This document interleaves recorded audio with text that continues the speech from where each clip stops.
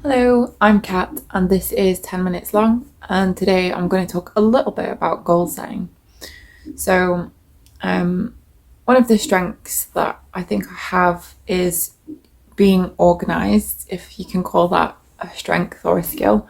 Um, but it's one thing that people like, if ever I ask people about me or to tell me about myself or what they think I'm good at or anything like that, that's what always comes up. It's like, you can achieve stuff, like you get stuff done, you organize things, and yeah, I do. Like it is something that I can seem to do very well. And I've quite often said that, like, if I could bottle it, then I would, but I can't.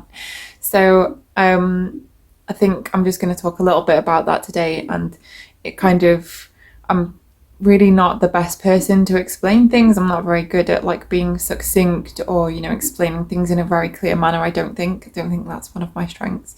But it kind of, thinking about it and thinking about the progress that I've made over the last few years makes me think that maybe I do have some wisdom to impart when it comes to that. And, just having set a lot of goals for people and like helping people with this sort of thing in work over the last couple of years as well makes me think that, I do have, I do kind of say the same things again and again. So maybe that would help people. So anyway, the first thing to know about setting goals is that you need to break larger goals into smaller goals, because otherwise you get really overwhelmed. So that is tip number one. A few years back, one of the things that I really wanted to do was to clear out my spare room, and it was floor to ceiling boxes. And I mean floor to ceiling, like there was a tiny walkway into the middle of the room, and that was it. The rest was just boxes from where I'd moved. And it just seemed like a really big job. And for a whole year I had set myself the goal of like cleaning out this room, and I just wasn't getting anywhere with it at all. And then the following year I was like, I need to break this down into smaller goals. And I went in there and was like, what is it that needs doing in here? Like, where do I start? And there was some beds in there, some double beds that were broken, that were just basically rubbish. So I thought, right, well, if I get those thrown away, plus the other rubbish that's in here, if I start with the rubbish, I'll have more room to move around. So I broke it down. That was my first goal then. My goal became get rid of the rubbish from the spare room. So I got rid of the rubbish. It gave me more room to move around. And I got in there and I was like, right, what do I do next? There was a coffee table in the corner and that had tons of boxes on it. So that was job number 2, liberate the coffee table. And each of those goals just seemed a lot smaller and easier to accomplish. And a lot of the time when I set goals for myself these days, they are quite large goals. There's quite a lot to accomplish. Like just looking at some of the ones on my list now, I wrote them down because they're on my phone, so I would never remember them if I wasn't able to like grab my list. But like some of them, like I want to read 40 books this year. Like that's a lot of books, and that's quite a lot of reading. But I read one book at a time.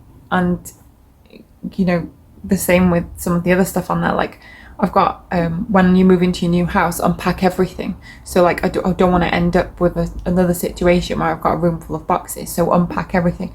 That's huge. That's a big goal. Whereas actually what I'll be doing with those is breaking them down into smaller goals, so that it'll be like, right, unpack everything in the kitchen or unpack everything in a certain part of the house. So that is tip number 1, is make sure that you break them down into smaller goals. Tip number 2 is write them down, because that helps to keep you accountable and it gives you a space to go back and look at them.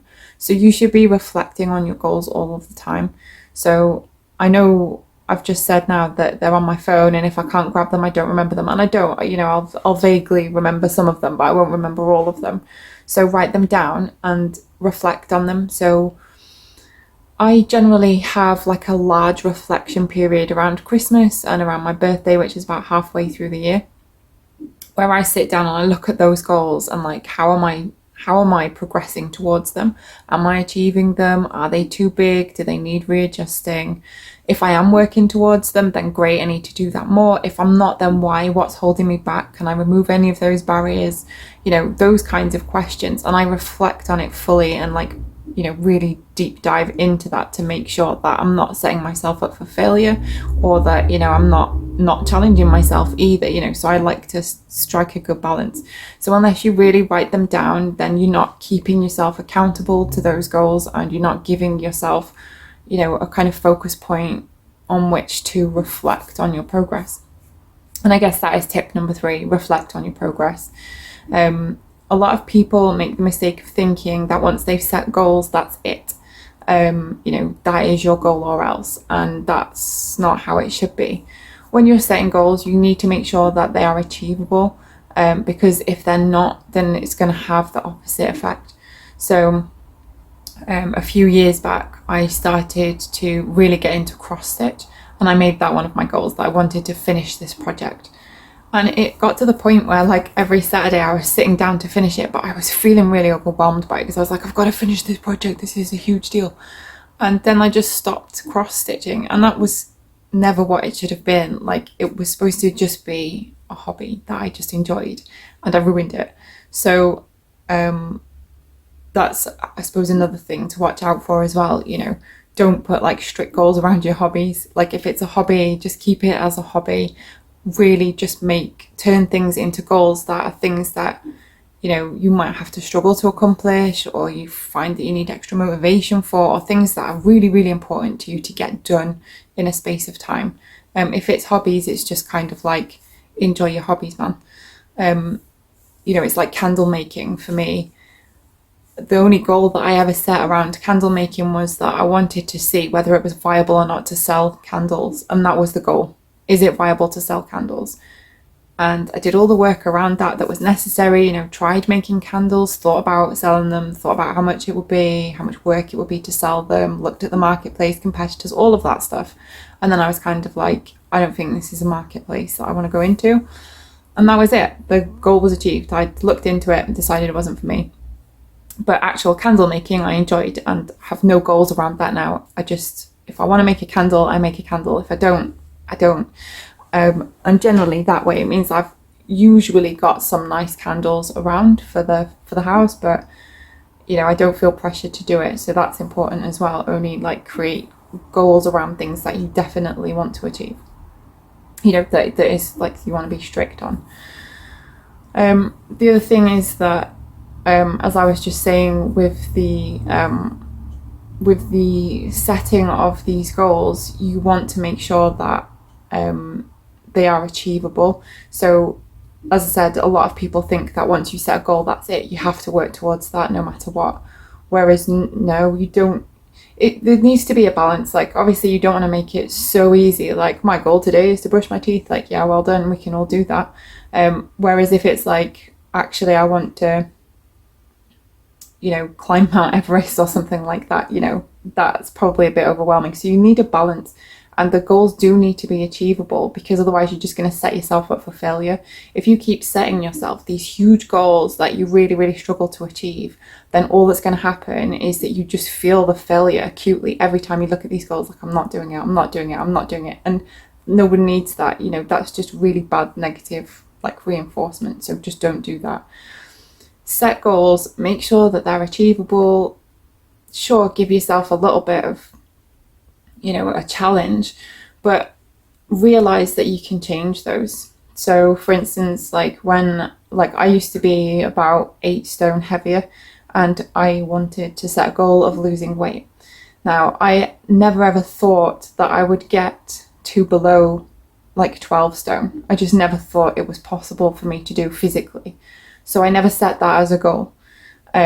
And I set it so that when I first started losing weight, it was I'm just going to lose a stone. Now, when I lose a stone, if I do that, if I say I'm going to lose a stone in a year, if I lose a stone before the year is up, then I can go, that's easy, as I smash that goal. I'm now going to change it to 2 stone. I'm going to see if I can lose another stone before the end of the year. That's great. it's better to do that than to go, I'm going to lose 12 stone this year, and then just be like, I didn't do it. I'm obviously a terrible person. I'm just going to go and eat cake.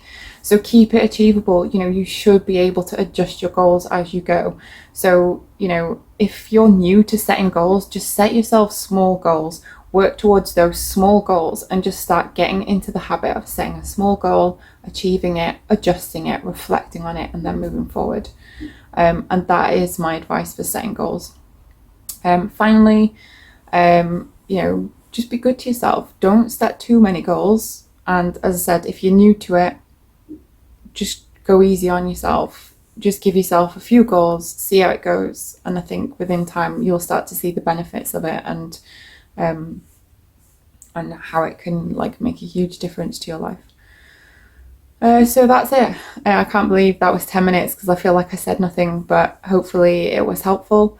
And yeah, leave me a comment if you have questions about goal setting, or if there's another video like this you want me to do, and I will do it, or I will try to do it. And that's it. Thanks for watching. See you again.